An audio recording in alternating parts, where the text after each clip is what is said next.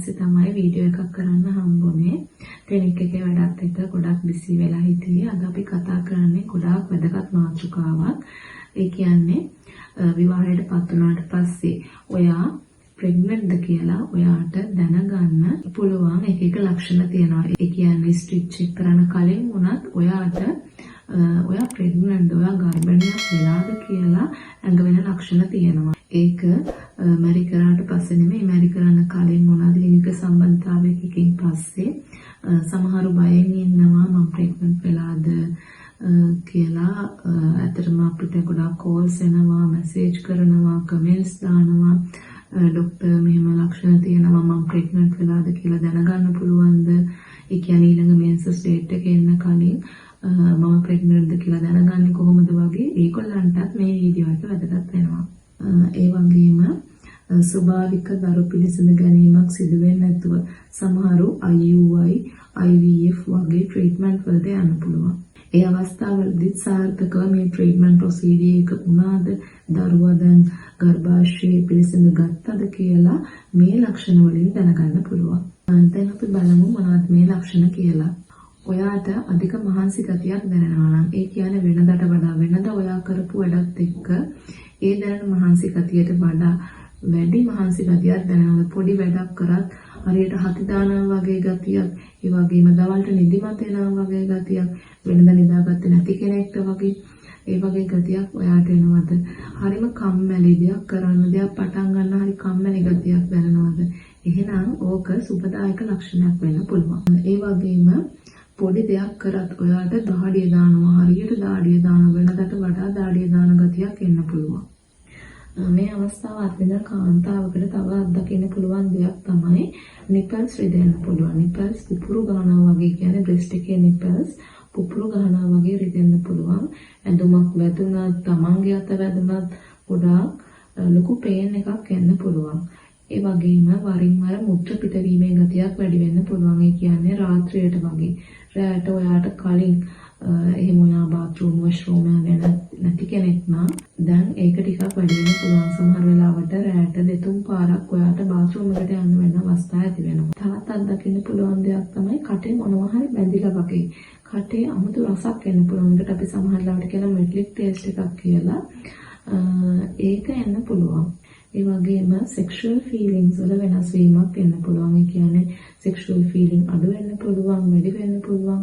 මේ දෙක දෙපැත්තට වෙන්න පුළුවන්. තවත් සමහරුන්ට යටිබඩ කොර වෙනවා වගේ ගතියක් එන්න පුළුවන්. මේක ගොඩක් වැඩි ළමයට දරා ගන්න අමාරු නම් අනිවාර්යයෙන්ම වෛද්‍ය උපදෙස් ඕන කරනවා. ඒකත් එක්ක මෙන්සස් වෙන්න වගේ ගතියක් එන්න පුළුවන්. ඒ කියන්නේ මෙන්සස් ඩේට් එකට තව දවස් 4ක් 5ක් ඒ වගේ සතියක් වගේ කාලය තියෙද්දිත් ඔයාලට මෙන්සස් වෙනවා වගේ දැනෙන්න පුළුවන්.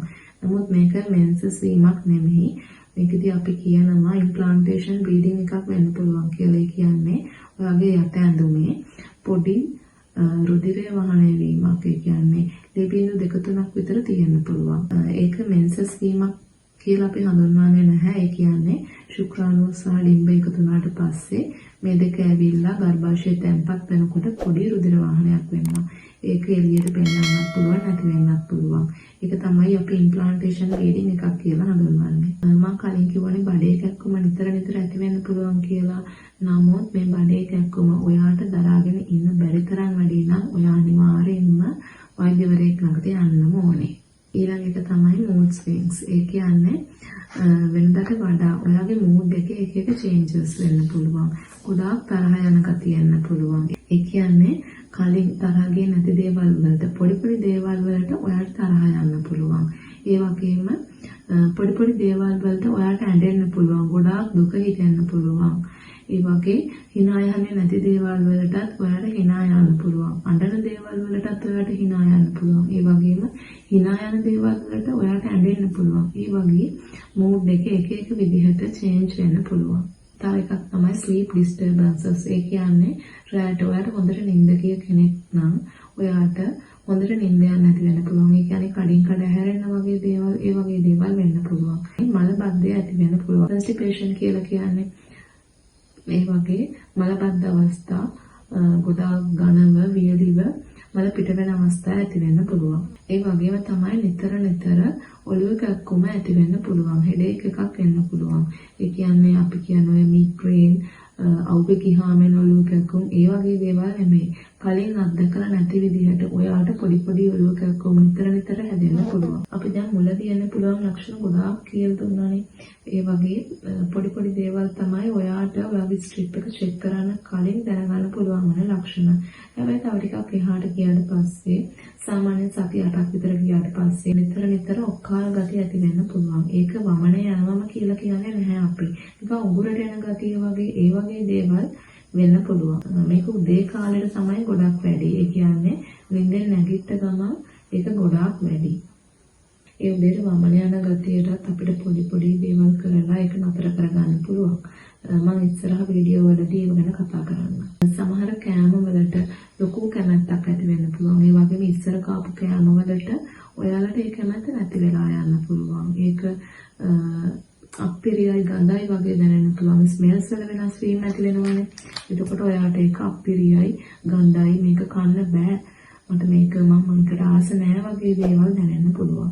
ඉස්සර කෑවේ නැති කෑම ಜಾති වලට ලොකු කනක්ක් එන්න පුළුවන්. අපි ඔය කියන්නේ සමහරුන්ට ඔයාලට දල දුකද කියන අහන්නේ. ඒ වගේ දේවල් මතුවෙන්න පුළුවන්. මෙන්න මේ අවස්ථාවලදී කියන්නේ ගර්භණී වෙලා ටික කාලයක් ගියාට පස්සේ.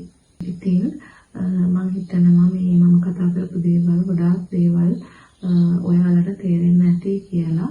ඔයා ප්‍රෙග්නන්ට් වුණාට පස්සේ මේ ඔක්කොම ලක්ෂණ ඔයාලට පෙන්වන්නේ නැහැ. මේ වෑන් බහුතරයක් දේවල් ඔයාලට පෙන්වන්න පුළුවන්. ඉතින් මම අර මුලින්ම කතා කරපු ලක්ෂණ ටික ඔයාලට පෙන්වනවා. ඒ වලින් කිහිපයක්වත් ඔයාලට පෙන්වනවා නම් ඔයා මෙන්සස් ඩේට් එක වෙනකම් ඉන්න ඕනේ නැහැ.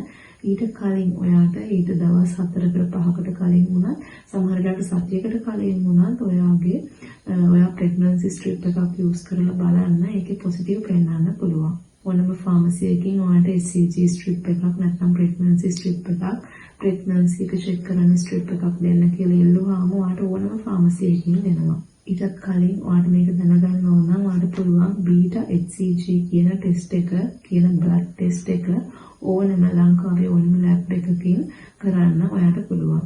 ඒක ගිහිල්ලා වෛද්‍යවරයෙක්ට පෙන්නුවට පස්සේ ඒක නැත්නම් රෙෆරන්ස් රේන්ජස් උත් ඔයාලට පෙන්නනවා.